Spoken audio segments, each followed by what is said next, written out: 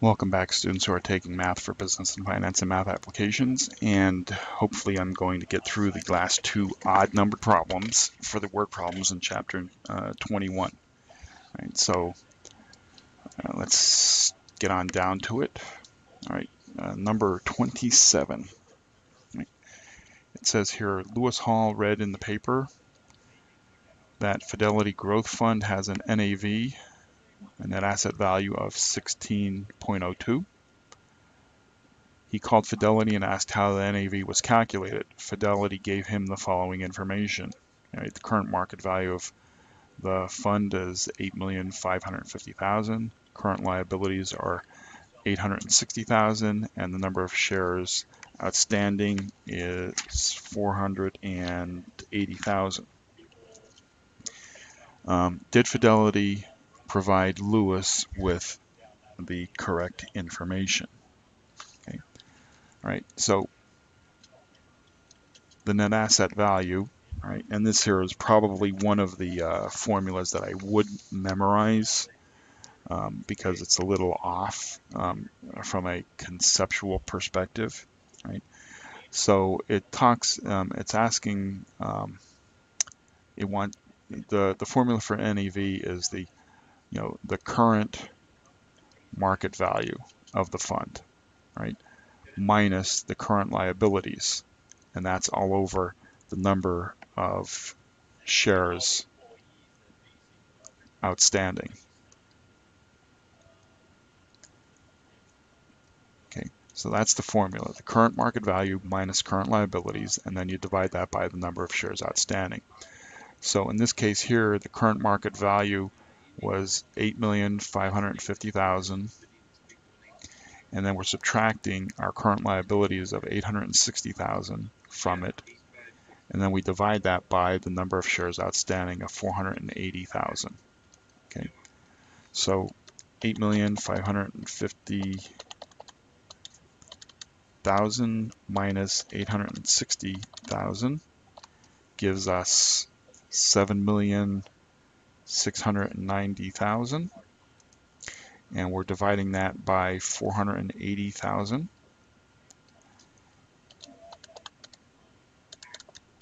And that gives us a 16.02, $16.02. So in answer to this question, did Fidelity provide Lewis with the correct information? That's correct, because it comes out to 16.02 as the net asset value. Okay.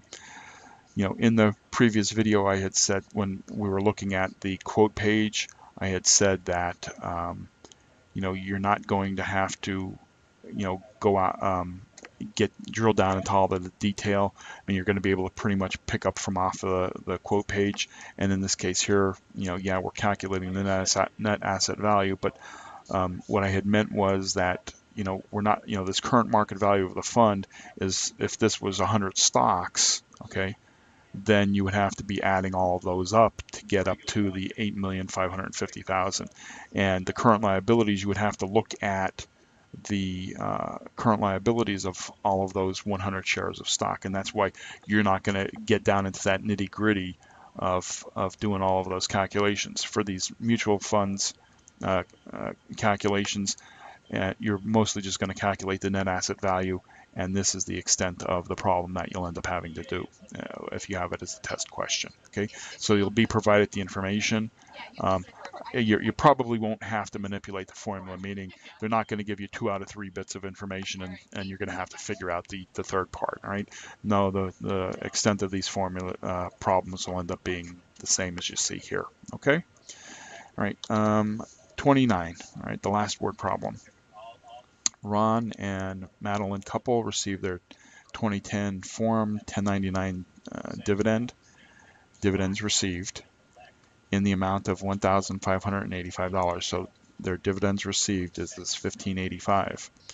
Ron and Madeline are in the 28% bracket. What would be the total tax liability on the dividends received? Okay, this is very, very simple. They received $1,585 in dividends. Dividends received, and they're in the 28% tax bracket. tax liability. So it's 1585 times 0.28 or $443.80 is how much they're going to owe in taxes. Okay. Just as an aside, remember, dividends are taxable.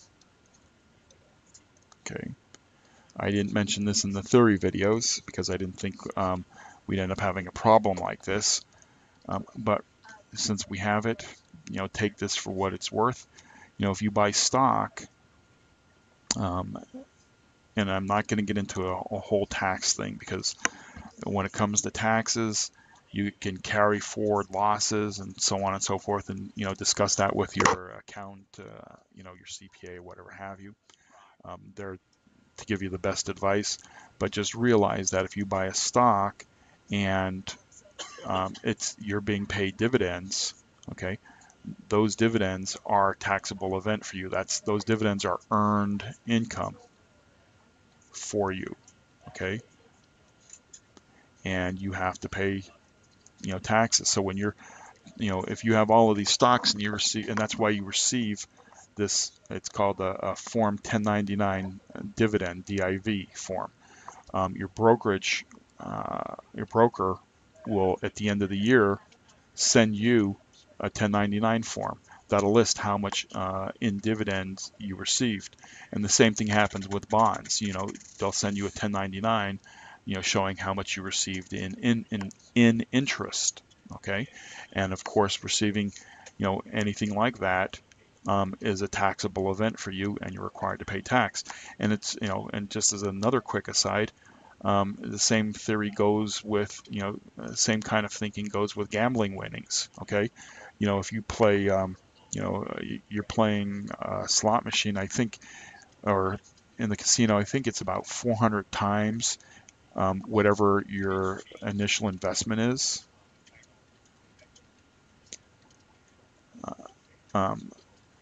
If you, let's say you put a dollar in the slot machine and you win $1,600, okay, because it's greater than 400 times, that $1,600 is going to be a taxable event for you. You're going to have to pay tax on that $1,600. I mean, if you got back only 350 out of that slot machine, playing a dollar slot machine, that's not a taxable event. You could just pocket the 350.